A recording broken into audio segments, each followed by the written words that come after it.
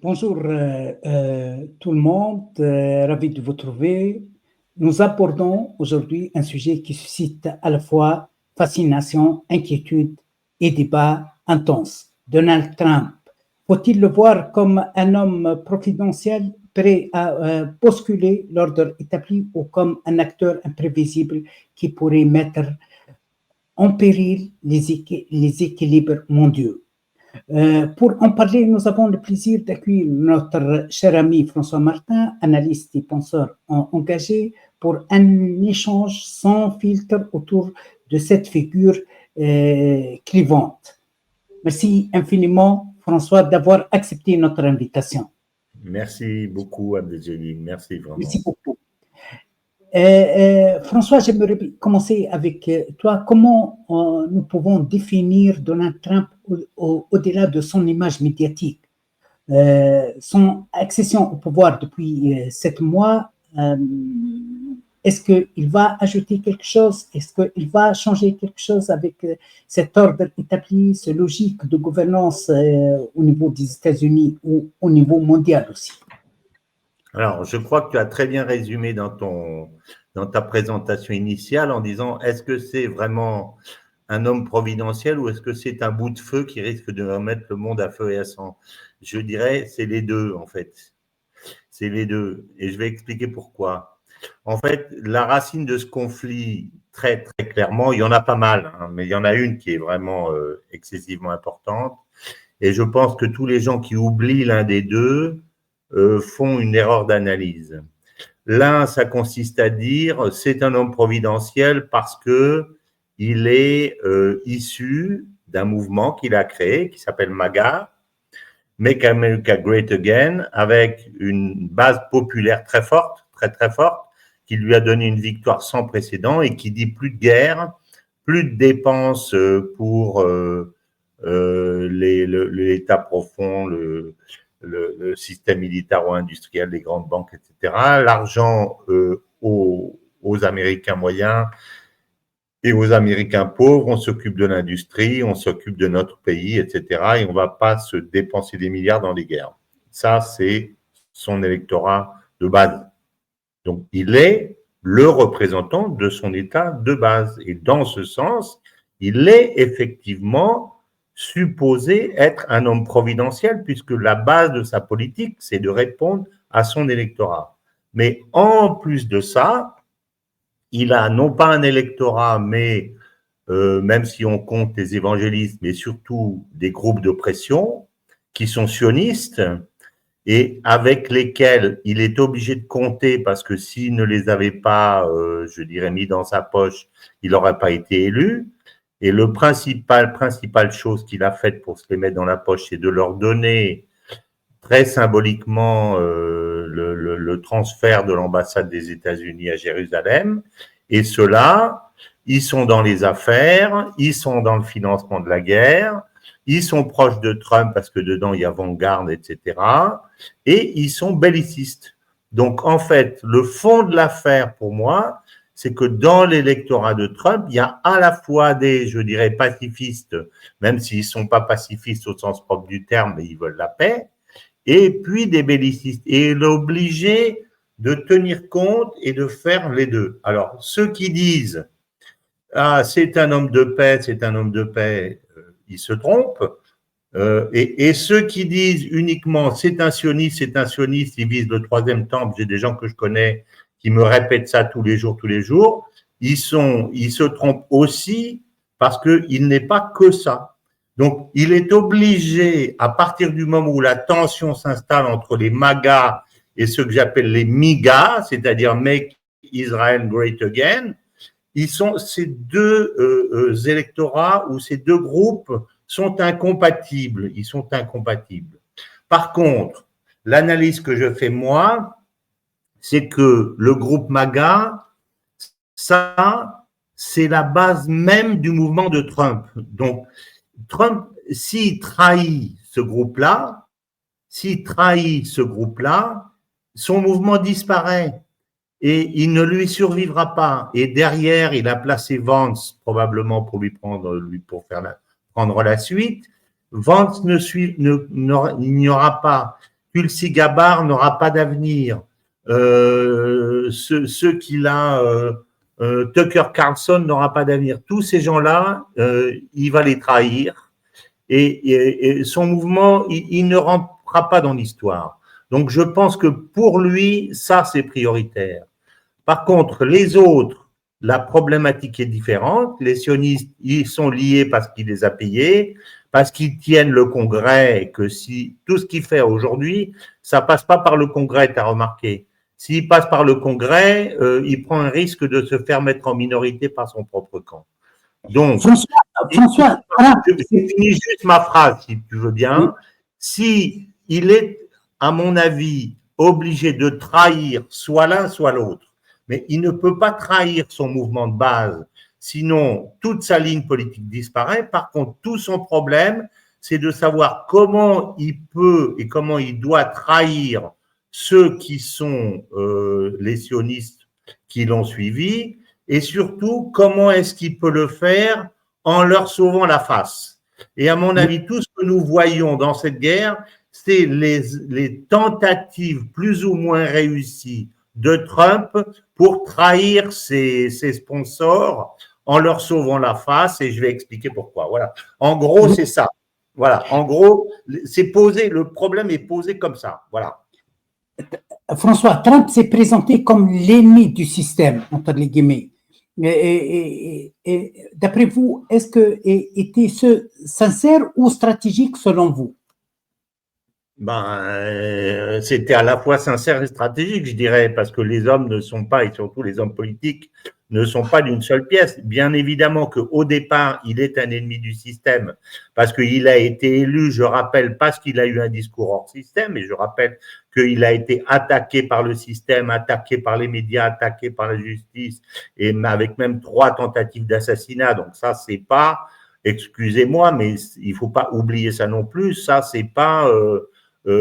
comment dire, l'attitude d'un homme dans le système, évidemment. Mais ceci dit, son attitude, je finis juste ma phrase, son attitude actuelle dans ce conflit ou dans l'autre conflit, donc la façon dont il résout le conflit, n'est pas l'attitude d'un homme qui est purement et simplement hors système. Et je pense qu'il sait très bien que si il prend une position strictement hors système, il se fera dégommer par son propre parti, c'est tout, parce qu'il y a beaucoup de gens systémiques dans son parti, voilà, et beaucoup de ses sorts aussi.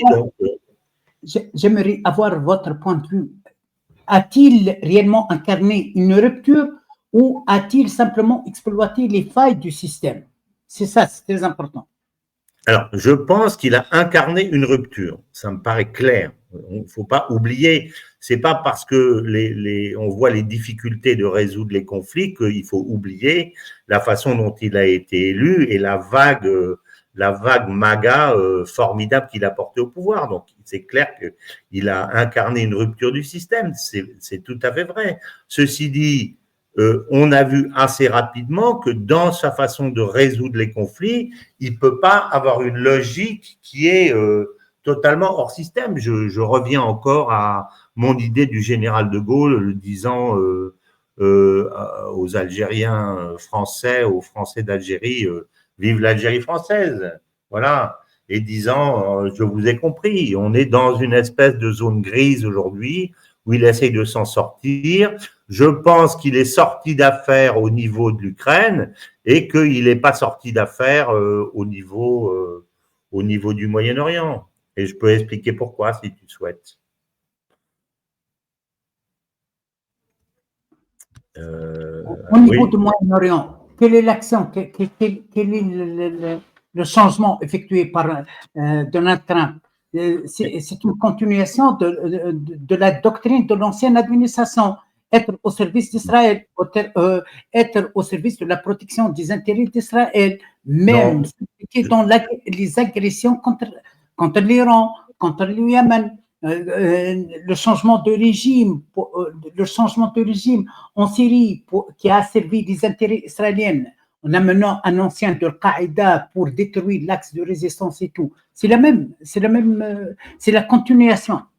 Je pense pas. Je le pense pas. Et je pense pas.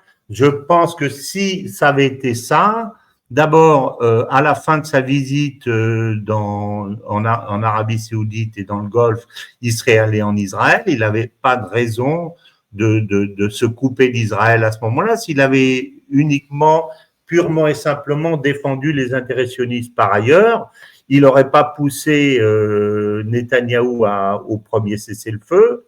Il n'aurait pas poussé, il n'aurait pas entamé de round de négociation avec l'Iran, et je pense que si son idée c'était d'attaquer l'Iran, il n'avait pas besoin il suffisait d'utiliser les déclarations de l'AEA, mais il n'avait pas besoin d'une négociation avec l'Iran. Je pense qu'il a véritablement cherché, c'est mon opinion, hein, de trouver un arrangement possible avec l'Iran, et je pense que l'une des raisons, il y a plusieurs raisons pour lesquelles Netanyahou a démarré cette guerre. Netanyahou avait plusieurs raisons. Une première raison, c'est de faire oublier l'opprobre international de plus en plus grande qu'il y avait par rapport à sa guerre de Gaza. Et la meilleure preuve que je me trompe pas, c'est que la conférence qui devait avoir lieu avec l'Arabie Saoudite au mois de juin à New York avec Macron a été ajournée suite à la déclaration de guerre contre l'Iran. Donc, il y avait cette idée de faire oublier cette guerre à chaque fois. Il fait ce qu'on appelle une pyramide, ce que j'appelle moi une pyramide de Ponzi politique.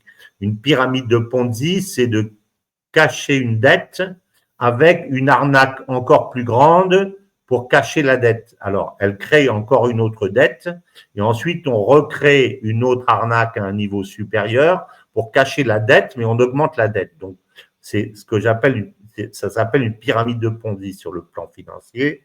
Et là, l'attaque de l'Iran, c'est ce que j'appelle une pyramide de Ponzi politique, parce que aussi bien les spécialistes militaires américains qu'eux-mêmes israéliens depuis des années et des années où on parle d'attaquer l'Iran, disent à Netanyahou, c'est une folie, si on attaque l'Iran nous écrasera sous les bombes. C'est pas moi qui invente ça, ça fait des dizaines d'années qu'on dit ça. Donc tout le monde, il y a beaucoup de gens qui subodoraient ce qui allait se passer. Mais il l'a fait pour cette raison-là. Mais pour moi, mon interprétation, encore une fois, de la chose, c'est qu'il a compris que le but des Américains, c'était d'enfermer Israël par une négociation et par un accord séparé avec l'Iran, comme il est en train de le faire avec la Russie. Regarde ce qui s'est passé avec la Russie. Les deux systèmes sont exactement parallèles et typiques de la méthode de Trump. Maintenant, dès qu'il a le moindre problème, il discute directement avec Poutine, et maintenant il reçoit plus Zelensky, et on vient d'apprendre par je ne sais pas si c'était le Washington Post, qu'ils ont cessé les crédits à l'Ukraine. Donc, ils ont enfermé l'Ukraine en passant un accord séparé avec leur adversaire, et après, ils disent à leur proxy, vous n'avez plus les cartes, 1, 2, vous êtes incapable de gérer votre propre conflit avec votre adversaire, donc on arrête de payer. Voilà, c'est ça. Et c'est exactement, à mon avis, ce qu'il était en train de construire avec l'Iran à ce moment-là. Et Netanyahou l'a compris très bien, et il a voulu briser cet enfermement diplomatique dans lequel il était en train de se faire enfermer par les États-Unis en lançant une guerre pour pouvoir impliquer les États-Unis dans cette guerre. C'est pour ça qu'il l'a fait. Je pense qu'il savait très bien que ça risquait d'être très dommageable à Israël pour les raisons que j'ai expliquées, mais qu'il l'a fait parce que la principale raison, c'était une raison de risque d'enfermement diplomatique qui, elle, était essentielle pour Israël. C'est pour ça qu'il l'a fait. Et mon interprétation, encore une fois, c'est que les États-Unis ont lancé cette opération qui a consisté à dire qu'ils avaient détruit le potentiel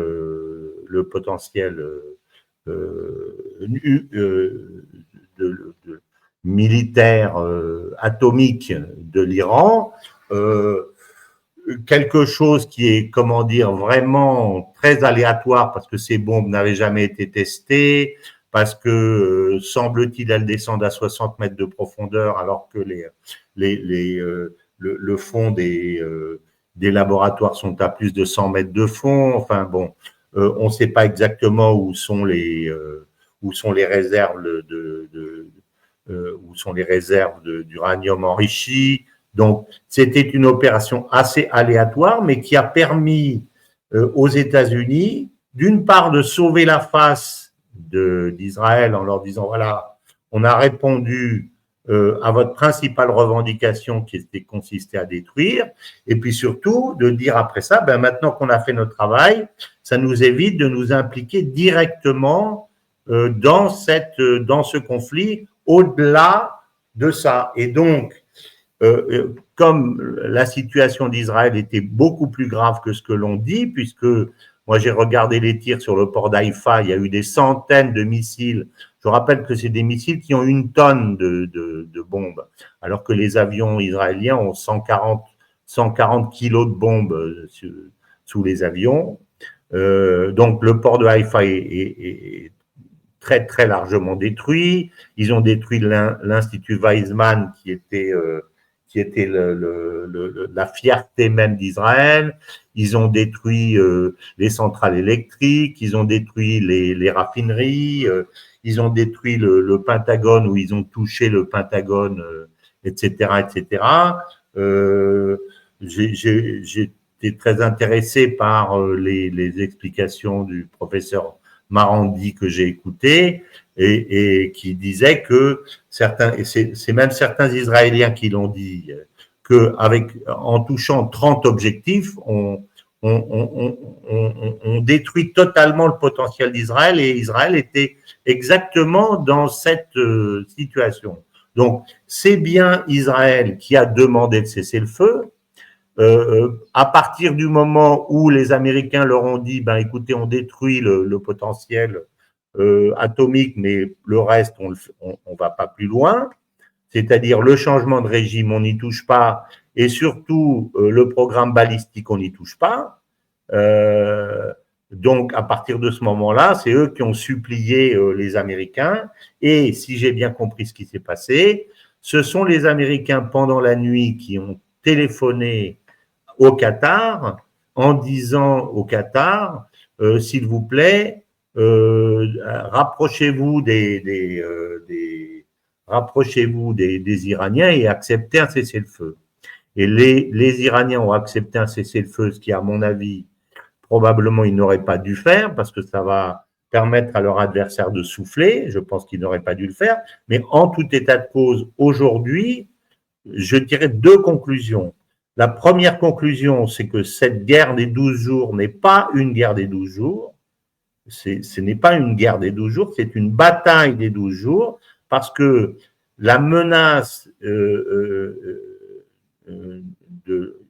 l'uranium est une menace de papier, ce n'est pas une vraie menace, puisque l'Iran n'a jamais eu de programme militaire et personne ne peut dire qu'elle a eu un programme militaire. Et à ce titre, les déclarations de Grossi, Raphaël Grossi, le patron de l'AIEA, était beaucoup plus qu'ambigu, et il est un des fautifs de cette opération parce qu'il a donné les éléments. Mais surtout, le programme qui est important, c'est le programme balistique, puisque c'est celui qui vient de causer la chute momentanée d'Israël. Et là, personne n'y a touché à ce programme balistique, parce qu'ils ont des centaines.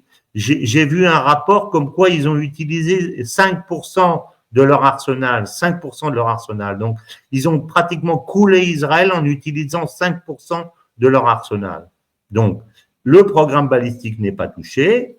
Et l'autre conclusion que je tire, et ça c'est très important, et je suis d'accord avec Marandi lorsqu'il dit ça, c'est que le maillon faible dans cette affaire, c'est les États-Unis. C'est les États-Unis, parce que la fracture aujourd'hui est pratiquement consommée entre son électorat MAGA et ses soutiens MIGA, la fracture est consommée. Et si Trump s'enfonce dans une guerre avec l'Iran, il va faire exactement ce pour lequel il avait été élu en disant qu'il ne le ferait jamais. Donc, pour moi, Trump est foutu. Politiquement, s'il fait la guerre à l'Iran, il est foutu. Et les Iraniens le savent, parce que c'est ce qu'ils disent. Aujourd'hui, si les Iraniens se mettent à tirer sur les bases irakiennes, sur les bases américaines au Qatar, sur les bases américaines en Arabie Saoudite, etc., Trump est obligé de rentrer dans la guerre. Donc, il est mort politiquement. Donc, je pense que au-delà des rodomontades imbéciles, effectivement, de Trump, parce que il fallait pas se moquer du leader en disant, bah écoutez, on vous a bien sauvé sauvé votre peau, etc. Il fallait l'idée de frapper sur les bases atomiques, bon, ça c'était, et de revenir en arrière, je peux concevoir que ça pouvait être malin d'une certaine façon de faire une opération théâtrale de ce type-là, mais à ce moment-là, il fallait revenir en retrait tout de suite, rester en retrait. Or là, il est reparti dans une escalade verbale, et si l'escalade verbale se poursuit, les États-Unis rentrent dans la guerre, ils vont faire exactement ce que Trump avait dit qu'il ne ferait jamais. Donc, je pense que la situation politico-diplomatique des Américains aujourd'hui est très, très gênante, très, très gênante. Et je pense qu'un pays comme l'Iran, qui a supporté 10 ans de guerre contre l'Irak, qui est armé jusqu'aux dents et qui peut mettre le Moyen-Orient à feu et à sang, détruire les bases militaires américaines, faire flamber le prix du pétrole, et qui est fait 1,5 million de kilomètres carrés avec des gens ultranationalistes et prêts à défendre leur pays de toutes leurs forces, je pense que si Trump va là-dedans, les États-Unis vont perdre. Les États-Unis seront vietnamisés, encore une fois. Donc, voilà ma conclusion de la situation. Je suis intéressé de voir ce qui va se passer, mais je pense que celui qui est en danger aujourd'hui, c'est Trump dans cette situation, parce qu'il continue dans une voie, il est en train de rentrer dans un jeu de provocation qui correspond assez à son caractère d'ailleurs, parce qu'il n'aime pas qu'on lui dise petit idiot, ferme-la et viens discuter. Mais à ce jeu, les Iraniens sont très malins. Ils sont en train de le pousser en lui disant ben, jusqu'où tu vas, jusqu'où est-ce que tu vas. On est en train d'assister à une partie de poker menteur qui est très intéressante. Est-ce que les soutiens de Trump vont lui dire tu as fait le gros du travail maintenant, Israël est affaibli, il faut mettre la pression sur Israël et pas sur l'Iran. Est-ce qu'il va être capable de faire ça ou non? C'est là qu'on va voir si effectivement ma thèse comme quoi il cherche à trahir ses proxys est la bonne. Alors, on constate en même temps qu'il essaye de protéger Netanyahou en faisant en sorte, en demandant qu'on arrête le procès, etc., etc. Moi, je pense qu'il devrait le laisser couler, hein, c'est tout. Voilà. Oui. Mais, encore une fois, il n'est pas manifeste, je finis juste, il n'est pas manifeste de dire que Trump soutient à 100% les intérêts d'Israël. Ça n'est pas vrai. Ça n'est tout simplement pas vrai. Voilà. Mais depuis quelques jours, ça se voit que l'administration Trump a choisi de maintenir la pression contre l'Iran. Des avertissements, des intimidations diplomatiques, des messages de menaces. Oui, mais bon, ça s'appelle du show, ça. Dans la politique, il y a 50% de show. Alors, on fait des menaces. Regarde, Taïwan et la Chine, ils se font des menaces tous les jours et ils font du commerce toutes les nuits. Hein, tu vois, donc les menaces. Bon. Le problème, c'est aujourd'hui, qui est-ce qui a intérêt à mettre les menaces à exécution? Ou qui est-ce qui a intérêt à ce que les menaces ne soient pas mises à exécution? Je rejoins Marandi. Si les États-Unis font ça, ils brisent, ils détruisent leur mouvement MAGA. Voilà. C'est ça qui est grave. Et les États-Unis sont très embêtés aujourd'hui. Oui. Et qu'est-ce que vous pensez, François, de ce projet de normalisation entre les pays arabes et Israël?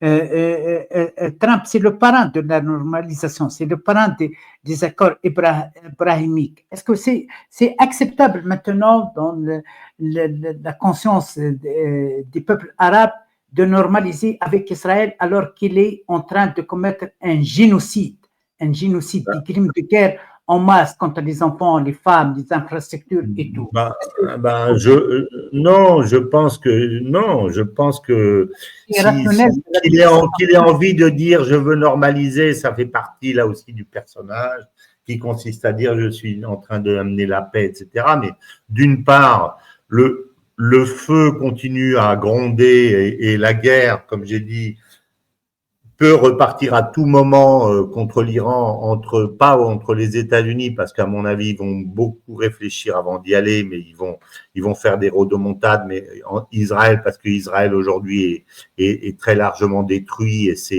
j'ai entendu que reconstituer d'abord Israël est économiquement à poil complètement.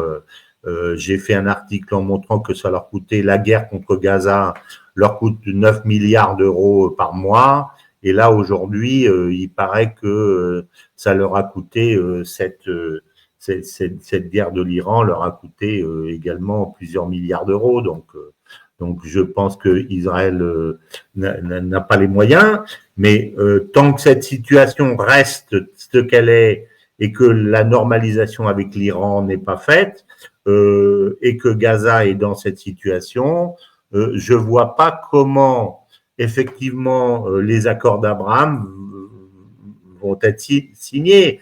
Les accords d'Abraham avec une reconnaissance d'Israël à la clé, ça ne peut se faire, à mon avis, que pour mettre en scène une réconciliation et une solution politique en Palestine. Tant qu'elle n'a pas lieu, Ben Salman et les autres dirigeants vont perdre la face complètement s'ils disent on reconnaît Israël dans les conditions actuelles. Moi, j'y crois pas. J'y crois pas. J'y crois que si Trump dit à Netanyahou, ben maintenant, tu fais la paix, j'ai besoin, tu fais la paix ou je paye plus. Voilà, c'est ça. Mais ça, pour l'instant, j'en ai pas encore les preuves. Mais je pense que c'est possible. Oui. J'aimerais bien terminer avec vous concernant la stratégie de Trump, la stratégie de confrontation, puisqu'il a choisi la confrontation avec la Chine. Est-ce que vous sentez une stratégie de confrontation ou de popularisme, d'éjaculation hein, théâtrale, rien que ça. Il n'y a pas de stratégie de confrontation ni commerciale. Bien sûr, il y a une théâtralisation de conflits. D'ailleurs, les Chinois font la même chose de leur côté, mais en même temps, il y a des discussions avec un souci de normalisation. J'ai déjà dit que quand les gens ont essentiellement la fibre commerciale, comme c'est le cas de l'administration Trump d'une part avec ses financiers derrière, et comme c'est le cas également des Chinois, quand on est des partenaires commerciaux, comme c'est déjà le cas, on détruit pas son partenaire commercial comme ça, sans avoir cherché toutes les voies et les moyens pour éviter. Donc, je pense que c'est ce qui est en train de se faire et qu'aujourd'hui, en parallèle des déclarations, il y a des discussions très fortes pour arriver à des tarifs douaniers sur tel et tel, et on fera les comptes à la fin. Mais moi, je crois pas sur le fond. Encore une fois, la principale usine de Tesla, elle est en Chine. Alors, comment est-ce que ils vont faire la guerre entre la Chine et les États-Unis? D'abord, les Américains n'en ont pas les moyens. Donc, le but, c'est de se sauver la face essentiellement, mais derrière, je pense qu'ils finiront par parvenir à un accord. C'est ce que je pense. Je pense pas que ça soit le problème. Non, le problème aujourd'hui, c'est le Moyen-Orient, parce que je ne vois pas, à moins que l'administration Trump impose comment dire, aux Israéliens en leur disant vous devez accepter le programme balistique tel qu'il est et on ne le touchera jamais. On vous a donné ce que vous vouliez, c'est-à-dire la destruction du programme nucléaire, mais le changement de régime, c'est non, et le programme balistique, c'est non. Il va rester entre l'un et l'autre, entre Israël et l'Iran, une épine irritative extrêmement forte, parce que ça, c'est une des conditions qui n'est pas réglée.